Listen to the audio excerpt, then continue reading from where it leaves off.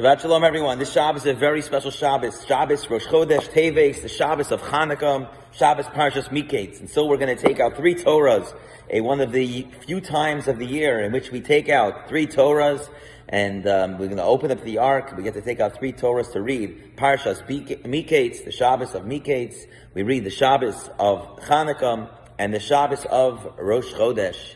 And so it's a very unique Parsha. We hope you'll join us tomorrow. And we talk about in this week's Torah portion the story of Joseph, who becomes a viceroy of Egypt.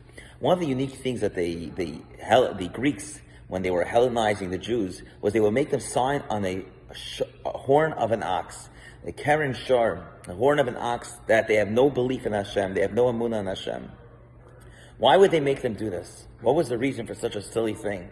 And the answer is that the shar, the ox, represented Yosef, and Joseph was the viceroy of Egypt. Nevertheless, even while he's being the viceroy of Egypt and looking like he was a secular individual, inside he always remained a tzaddik. That's why one of the few people in the entire Torah gets the name Yosef HaTzadik, Joseph the righteous, because he is the only one that lived in a foreign land and remains holy, like he names his sons in this week's Torah portion.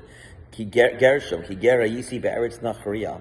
And so the reality is that Joseph looks like a regular Egyptian, but in the inside always remains pure and a tzaddik. And this is what the Greeks were worried about when they tried to Hellenize the Jewish people. See, one of the things we don't talk about on Hanukkah is that it was a terrible time of assimilation. It was about 70% of the Jewish people were assimilated, greater than even today's times. And they were all excited about this new culture, this Greek culture, which was very advanced. The Greeks didn't want to kill the Jewish people. They weren't the Persians by the story of Haman. They weren't the Nazis. What they wanted to do was, they saw a wonderful culture of the Jewish people colliding with the Greek culture. And within that, they were very appreciative of all the great added cultural aspects that the Jewish people would give. But they could not handle in the belief in Hashem. They could not handle in having faith in God.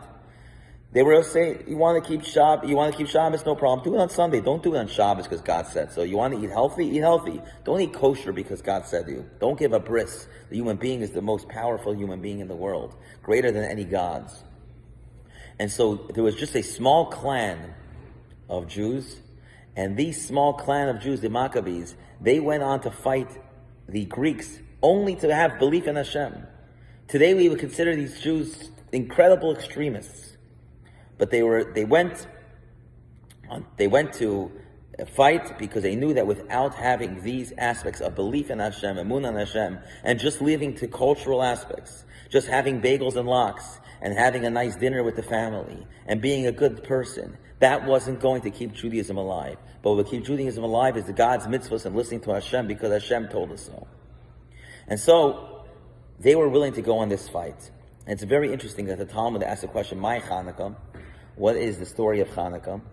The story of Chanukah is, the miracle of Chanukah was the oil. Why not the great war of the Maccabees who took on this incredible Greek army, the strongest army and military at the time? And the answer is, for a small band of people to win over a great army, it's possible. It's miraculous, but it's a miracle within nature. It happens. We had the incredible miracle of Israel during the 6-Day War, which was an incredible miracle beyond any aspects. But strategically, if you want to explain it, you'll say that the Israel preempted and they strategized and they took out Egypt without knowing. And so there's ways for a small band, a small army, to take on a great and large army. But there is no way for the oil to last for 8 days. And so while the army won and they had incredible help from God, that didn't turn over the non-believers in Hashem to believe in Hashem. You can always say there was a strategy. There was they ambushed them, but when the oil lasted for 8 days, and only the oil that wasn't defiled by the Greeks. See, the Greeks didn't try to destroy the oil. They didn't pour the oil out. They just defiled it, because they were telling the Jews, have oil, have a candelabra. Don't do it because the Kohen Gadol said it. Don't do it because God said it.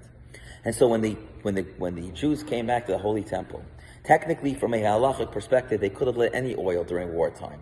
But when they found this one jug of oil, and it lasted for 8 days, signed by the Kohen Gadol, it showed all the 70% of the Jews who assimilated at the time that Hashem Elokim, that God is our God.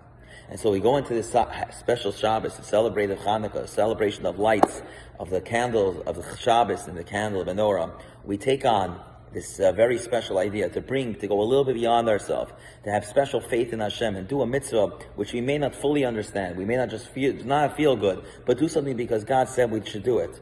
And when we do that, we truly fight back what the Greeks were trying to Hellenize the Jewish people and continue the spark of Judaism and bring the light into this world. Shabbat Shalom, everyone.